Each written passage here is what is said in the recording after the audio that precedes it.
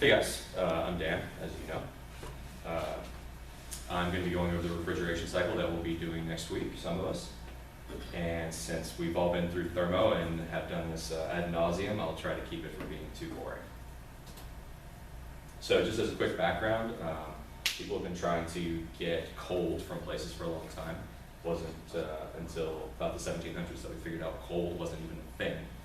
But there have been the Chinese that have been doing ice mining for over 3,000 years. Then the Greeks were importing snow from the nearby mountains. We had the Egyptians and the Indians learning about 500 years after the Chinese that they could leave pots outside on a cold night and just generate this magical solid water. And then some European inventors came along and created some vapor compression cycles. Unfortunately, while some of these are actually still used, in fact, a couple years ago there was an ammonia leak in New England that killed a guy, but it's obviously poisonous. Same thing for methyl ether. A lot of these were also flammable. We came along with some that weren't poisonous, but it turned out they were actually really bad for the ozone. So those are the chlorofluorocarbons, and now we use hydrofluorocarbons, which are less bad, but work is still being done to create new refrigerants all the time. Okay, so we are going to actually be using a heat pump, which is a refrigeration cycle. And a lot of people confuse it. They think it's in reverse, but it's really just which heat we're concerned about when it comes to what we're trying to get out of the system. So we're going to be moving heat from a colder region and rejecting it to a warmer region through an intermediary machine. And as was mentioned just a moment ago, you can only do that by adding energy to the system. Okay, so in this lab, again, to keep this concise, we are going to be trying to develop a pressure enthalpy diagram and also a coefficient of performance for this particular heat pump. This is kind of a picture of the setup that we're going to have. I don't know if my cursor will hover yet. So we've got our compressor, our evaporator, condenser, a few other things.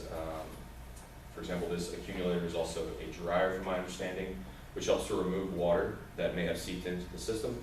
Unfortunately, water, whenever it seeps into our 134A systems, creates acid, which is the case for a lot of other refrigerants as well. I'm pretty sure it's hydrochloric acid, but I may be wrong about that. So we have a few things that are a bit more complicated than our typical ideal cycle that we would see in a thermo class. For example, we also have this little valve right here, and I'll go into that in a bit moment. Oh, here we go, there's the liquid separator. Okay, so with the concept that we need to develop a pH diagram, but also the fact that it says the lead needs to go over all three of these diagrams, I'll go through the first two quickly, and then we'll do the pH at the end. So as we all know, the vapor compression refrigeration cycle is going to operate in this direction. And we have our compressor right here. We have the real compressor to the right of this, which is showing that entropy is increasing, as was mentioned a moment ago. We oftentimes, well, it always happens, but in this case, we may assume that it is perfect to be able to come up with, with this data point. We can also come up with the entropy at this data point, but there are some internal frictions that happen. There is heat leakage, so we're not totally adiabatic everywhere. We may also have some physical leakage where we're losing, or getting water in or losing that refrigerant. Then we come into our condenser, and then our expansion valve, and then right here is our evaporator, which is delineated here. This is a PV diagram. So again, we're all pretty familiar with the vapor dome. We've got a mixture in the condenser and the evaporator. Another thing, this is an ideal simplification. We're assuming that, which is not too far off, but we're assuming that the evaporator and the condenser are isobaric, so we're not losing any pressure. We're also not losing any pressure along the lines and those types of things. Okay, and then here we get into the one that actually helps us out with this particular lab.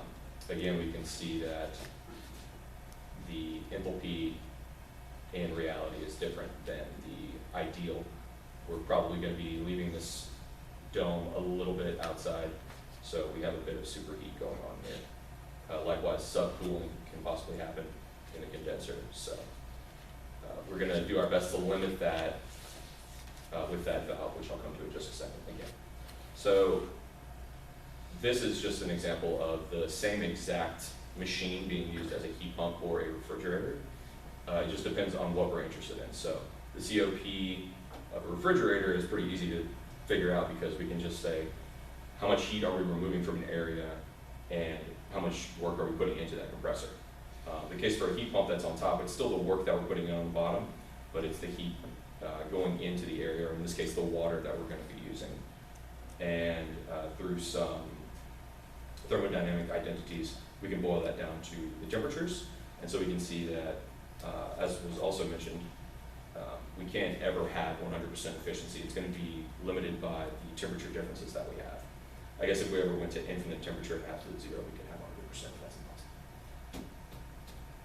Okay, just a brief note on this little valve right here.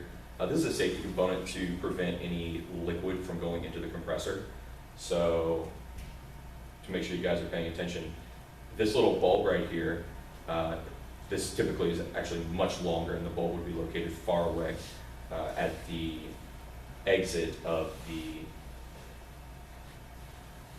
evaporator. We want to make sure all of that is evaporated. So do we want this bulb to have a higher or lower temperature than the saturation temperature?